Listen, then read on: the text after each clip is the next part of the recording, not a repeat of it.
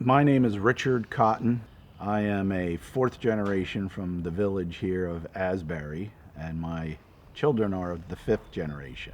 We're the first generation to do regenerative grass farming with beef cattle. We weren't born into a farming family. I as a young person, rented farms and worked on other people's farms. So we had to buy the land, and we didn't have any preconceived ideas of how we should go about it. The grass-fed farming has really been an adventure into our love of the nature, the land, business, how we can make it work. I don't think people understand quite how rural New Jersey can be. People are so surprised when we have our out-of-state customers that comment and say how beautiful the farm pictures are. The farm was dairy, that small dairy and small diversified farm in the early 1800s. It moved to a truck farm, one of the largest truck farms in the area, where it was grown vegetables.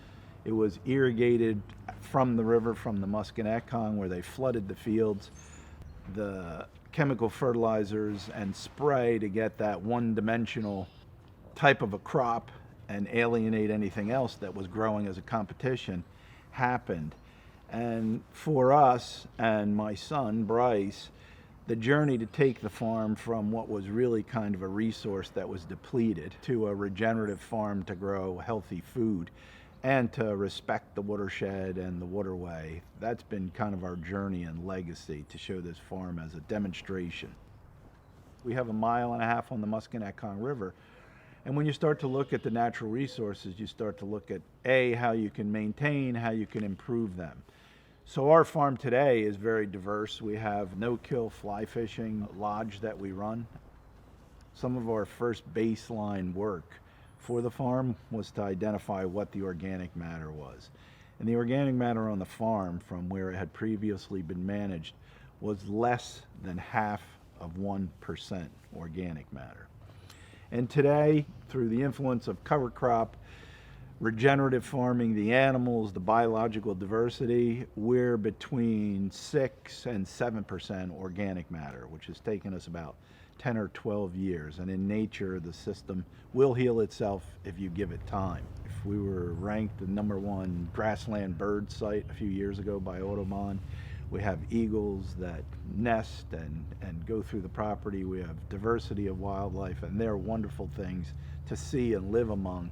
And that really wouldn't have happened under our conventional commodity ag system, growing corn or soybeans, versus permanent grass and creating food product on the farm. And the production of food now, we're recognizing, is a very noble cause. Social media has assisted the business immensely. We now have community and outreach all the way almost to the city, even in different states, with our website, and we have brought our little community and made it so much larger.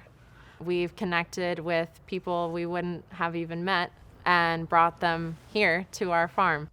And I'm proud of my brother, Bryce, for creating the buzz and creating a place that people know in Asbury and making a statement about our little town. And it's really grown the community, I feel, and raised awareness of Asbury and our farming life.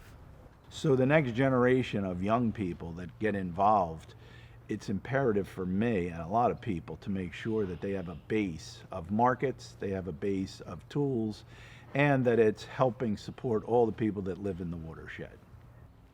That's our next chapter for the Musconetcong Watershed, is to really look at how we balance that for people and the environment and animals and business.